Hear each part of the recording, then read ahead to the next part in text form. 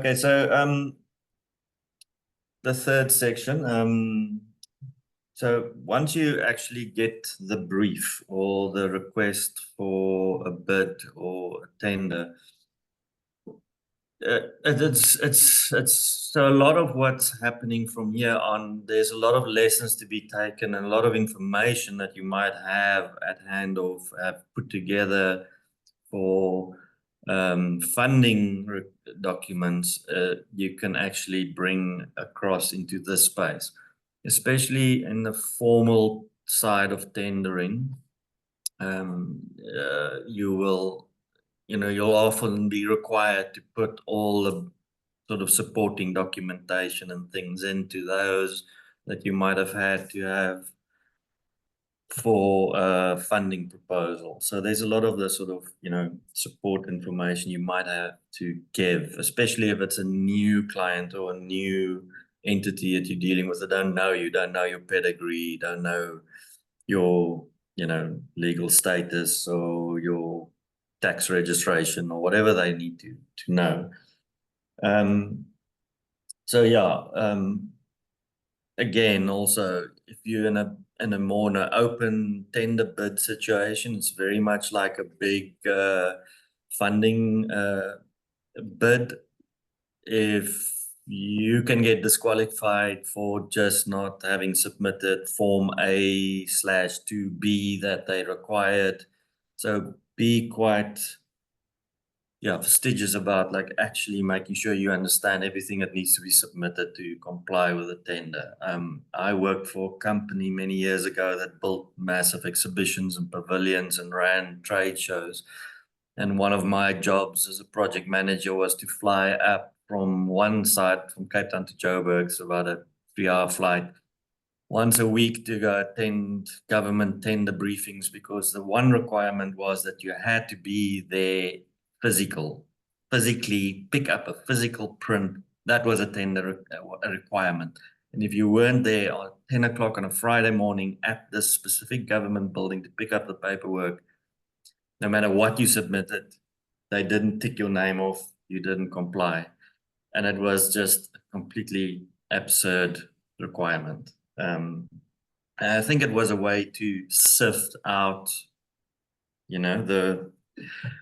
the potential bidders, but it's a silly requirement, and that created a lot of extra waste of time. But that's a good thing, just to make very sure you comply to everything. Then there's like with like I was saying now with funding proposals, the funder or the not the funder in this case, but the entity putting out the RFQ or the tender might have very specific requirements. We've worked with big shopping malls, for instance, and they would require insurance, third-party insurance. You have to have a safety file, a safety officer, and then we might just be sticking up a sticker on a shop window. But that is their standard requirement for any outside contractor to work on their site, and you have to be there from 2 in the morning till 4 in the morning. It's the only time you're allowed to work, and these are the requirements. But the compliance in terms of insurance and if anything, for instance, with these clients happened that they deemed working at height, which was like a meter off the ground, you needed to have all the safety certification, working at height certification, everything in a safety file. Anything that they thought was an engineering project, you needed engineering and sign off from a certified engineer. So these things might all be packaged as part of the requirements for submitting a bid. So just be aware of what your client requires you to have in the bid. Then the other thing is to understand the brief clearly. And again, the one thing that we've hurt ourselves with over time, and I see so many people do as well, is understand the brief, understand exactly what's needed, understand what they require, by when, at what standard, what quality, what quantity. Understand that very clearly. But the other big thing is also is know yourself. Know what your capacity is. Can you print? Can your printers print this thing at this quantity in this time reliably with enough time for mistakes and repairs and fixes? Because if you overextend yourself and you do not deliver, you could do your reputation and your relationship and damage beyond belief. And you could pick up, sometimes these projects have got penalty clauses in for delayed delivery, and you might end up paying in to do the project, especially if it's a big government project or a project that other projects are dependent on. You might get penalized for not delivering. So you understanding what your capacity is to deliver, and understanding exactly what's required is important. Whether that's a simple request for a quote to do something, an RFQ end, like smaller things, right up to big open tenders. And these things are not hard to do, and don't be put off by it. It's not as onerous as it sounds, but it's just like tips from the trade. Make sure you know what you are asked and know what you can do, basically. And then if you do win the bids, double check everything. And double check with the client what's required, what needs to be delivered when, what are the deadlines, what are the shipping requirements, do they need to have it packed and wrapped and branded and labeled? Everybody that was involved with the project last year, we were put through the paces of quality checking and packing and distribution, and there's if that's the requirements of the brief, unpack it and double check that. But once you've won the bid, that things haven't changed, because sometimes things change even after you've won the bid. They suddenly want twice as many, and you need to have that. You need to, that suddenly goes outside your capacity. You need to have that conversation with the client. So conversations with the client is massively important, and it's an ongoing thing. It's not I won the job and 2 weeks from now we put it in the mail, because things might have changed and clients need babysitting. It's just one of those things. Then we would often, either in an attempt to win a bid or to understand a brief better, because often clients don't articulate what they really want, or the tender is vague, and so we would do some work at risk. We might do a bit of research or design or development. Sometimes we need to make a little prototype just to understand, or sometimes we need to just print a sample just to understand, is the file they sent out to us for this job corrupt or not? Is it a printable file? Before we even get to quote. So that's also something to consider. Is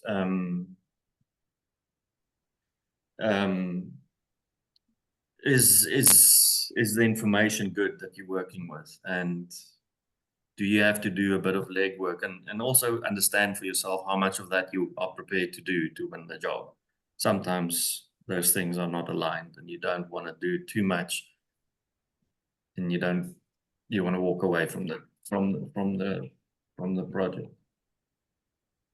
So we would sometimes, just to reiterate the client's brief or to clarify it for them and for us, we might storyboard something. We might just say like, look, we know you said you want this thing blue. You want 50 blue pencil holders.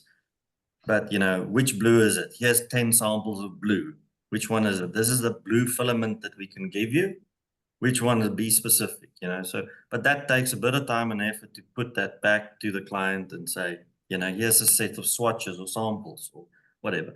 but that happens at any scale, at big projects and small projects. So, you know, what legwork are you prepared to put in? And you might have to do some just to keep things clear. Sometimes in a project, although the client might not intend it to be part of the paid work, there might be elements that you can negotiate or turn into paid work. We're working on a project with a client now that wanted us to pitch on building a science play park for kids at the observatory. And they had absolutely no clue of, they basically just said that to us, literally, we want to make a science play park. And we went back to them and said, look, neither us or anybody else can give you a reasonable quote if you don't have a better brief. How about you contract us to design, even conceptually, just a design for this play park, the science space play park, so that, and you pay us X number of hours to actually put the brief together, or to actually give you something to put in your brief to make your brief clearer to others to pitch on. In this case, we're not really interested in building the park because it's outside our normal scope of capacity and work. So we try to generate income out of sort of the design side of it.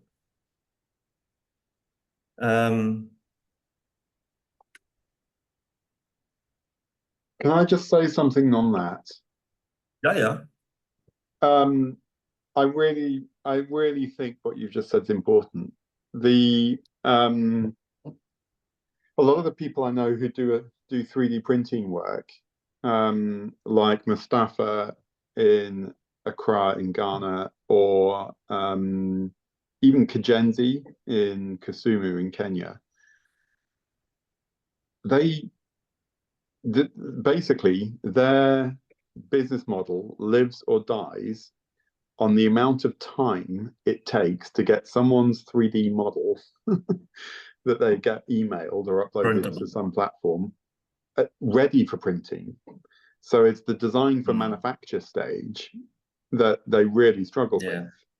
And it takes a huge amount of time for them. And often, in some cases, although this doesn't really happen anymore now, their business model is you pay by the gram of 3D printing.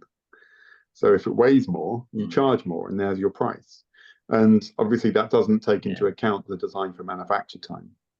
In the case of fundraising bids, I talked a little bit about this last week, where one of the things you can do is you can almost put some of the design of the course into the project within reason.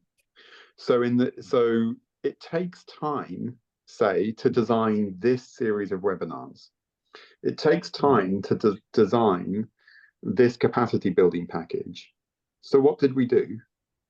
For our funding bid that's funding this whole project, we said, we're going to design this after the project has started. We're going to do a capacity building package on accessing funding. But in terms of the design of it, who the speakers are going to be, how it's going to be delivered, what problems it's going to address, we're going to deal with that during the project, not before, because it's a participatory, we wanted to do a participatory process with each of the packages so that the makerspaces, the makerspaces get exactly what you need.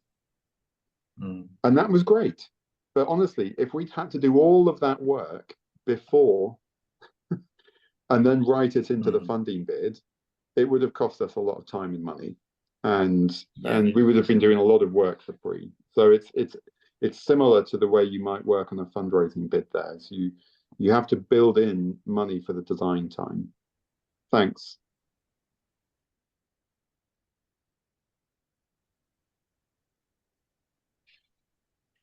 Yeah.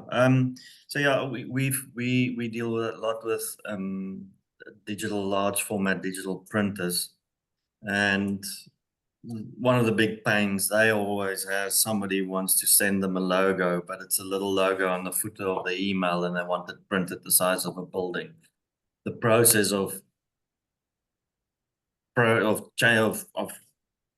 designing or like reformatting or working with that information and to get it to a size where you can print it is is a is a is a is a problem, and you charge per square meter that you print, but you end up doing hours of graphic design work.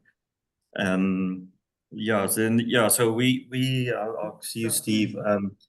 The one thing that we also like Andrew was saying, we sometimes, if we sort of know a job's a sure thing, we sometimes do this work at risk because we know that that's going to be part of the payoff, or we pad it into the costing a little bit so that we do get paid for those hours that we put in. Steve.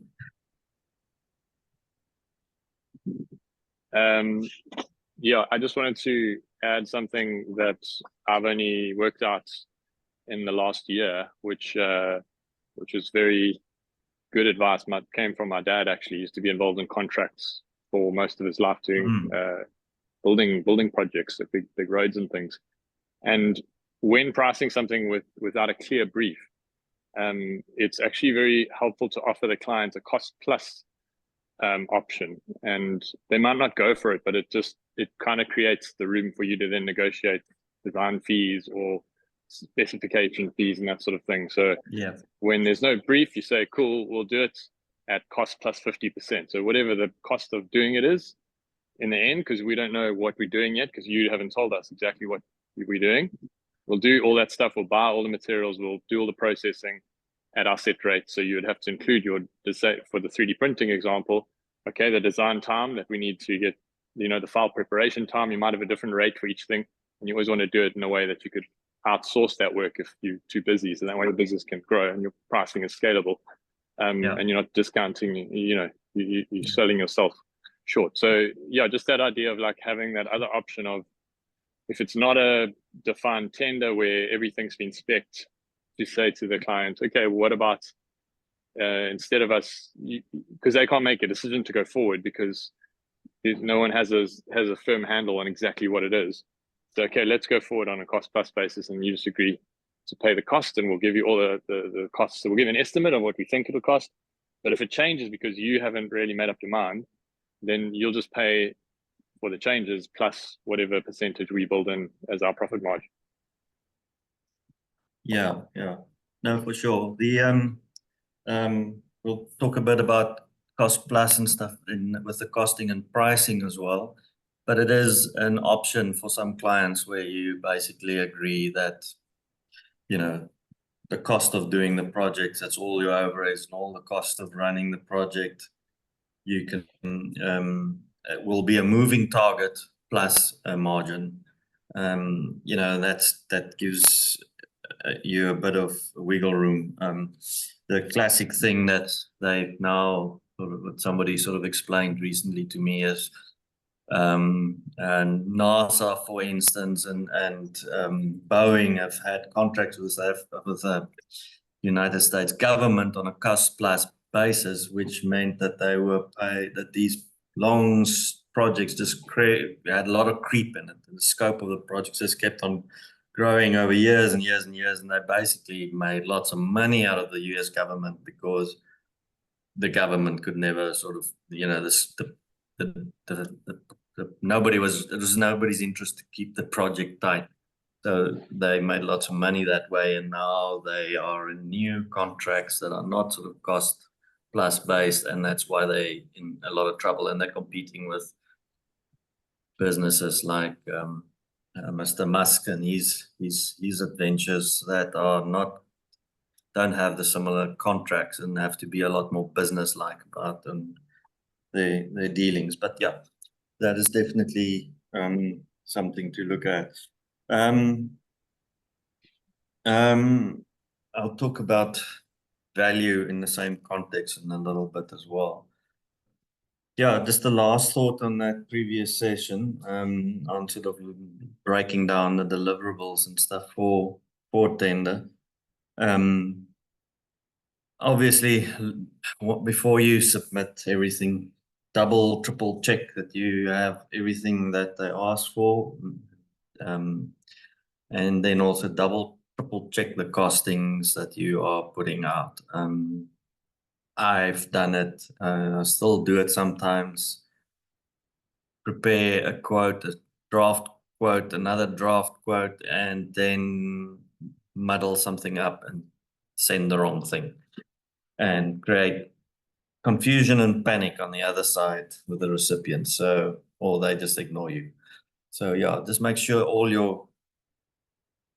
everything you need to submit, whether it's a 1-page like quotation with 1 line item or a 50-page document, like with the funding proposals, make sure everything is there that they ask for.